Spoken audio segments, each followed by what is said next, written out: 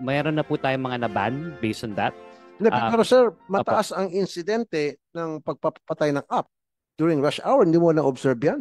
During mga umuulan-ulan. Sir, actually po kami po sa experience po namin no, for peak hour at for pag umuulan ng konti po basta hindi po typhoon, actually yung drivers po namin tumataas po yung online. Tumataas po yung online bikers namin on the road. No, sir. Opo. During uh, peak hours at kapag umuulan, no drivers available. Palagi yan. Mga-staff ko, Mm-mm. yan palang reklamo ng mga staff ko. Ta- Sasabihin, no drivers available. Oh. Tama po yan, sir. Kasi, maging sa Grab, ganun din. Pinapatay yung apps. Di ba? Ito si Mr. Baka may kasagutan si Mr. Malungsod. Sir, aamin na Maglungsod. kami, sir. Sa tagal kasi ng pilot run, gumugulang na yung mga rider. Mhm. Ang tagal nyong i-regular to, gawing batas to, nakakaisip na yung rider ng bagay na papabor na sa kanila. Aha. Ang tagal Yan, na kasi umamin ng na. panahon eh. Hmm. Nakikita namin, 2017, 40 pesos lang ang gasolina. 50 hanggang 60 na ngayon. Hindi naman tumaas ang per. Ngayon, ang mindset ng rider, magulang kayo Mga malalaki na yung kumpanya, di pa kami kikita sa inyo ng libo. Ang ginagawa ng rider, nanggugulang na rin. Gulangan. Total, di nyo naman kami mahuhuli. Mhm. Puro lang kayo pilot study. Dalubhasa na nga ako eh. Sa Okay. tagal ng pilot study, graduate na ako. 4 na taon. Magmamasteral na. Tapos nagtataka ngayon bakit walang booking, ba't naghahabal, ang tatalino natin sa gobyerno eh. Mas matatalino yung nasa kalsada. Mhm. Kami yung nagsiservisyo eh. Ayaw nyo makinig sa amin, di gagawa kami ng para kumita kami ng mas malaki rin. So, Kung hindi natin po ililigal to, ilang taon na, si Ariel nga eh. Tumanda na rin eh. So, sino sinisisi mo dito? Gobyerno na po. Ang tagal na ng pilot study. Ang sabi noon, nung nag-uusap kami, pilot study, 6 months to 1 year. 5 taon na po, masteral na. Mano man lang sana, sir, every now and then, nagbabago ng LTFRB chairman eh. Dati ang humuli pa sa amin, si Lisada. Sino si Lisada? Dating, spokesperson ng LTFRB.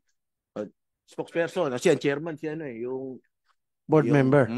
Ba't kayo hinuli? Kasi illegal daw po kami. Yun lang alam namin na hanap buhay pag bumotorsiklo eh. Matagal na yung habal-habal eh. Wala pa sila sa gobyerno, may habal-habal na eh. 2009, may habal-habal na. Pinopost na ni Congressman H. Durano.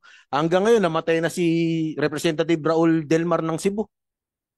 Andiyan pa rin yung panukala na yun. Nananatili yung pilot run eh. Hindi ko malaman kung patalino tayo o pamangmang eh. Attorney Cuadis, pakisagot lang. Or you want to answer that, Mr. Chair? Teka. Sasagot naman po si Chair Guadis, but ang tawag po dito na nagugustuhan ko yung sinasabi ni Mr. Maglusod because basically yung po yung reality on the ground. Syempre po, it's connected sa amin, sa gobyerno, sa ating mga big players, and with due respect even sa ating pong proseso sa paggagawa ng batas, siguro it's a wake-up call in such strong statement po, no? But we appreciate that. So, Chair Guadis, please. Mr. Chair, when I came in, the pilot study is still on process. We submitted the final report. Both houses, Committee on Transportation for both High Senate and the lower house. When was it submitted? We submitted the report to your office, I think, about 3 or 4 months ago. Then, under the chairmanship of Senator Grace Po, the committee report for the we will submit now if You submit it to us? yes, of course, Mr. Chair. To me, to my office? We have an because I'm the new available chairman? copy. Yes, Mr. Chair. Okay.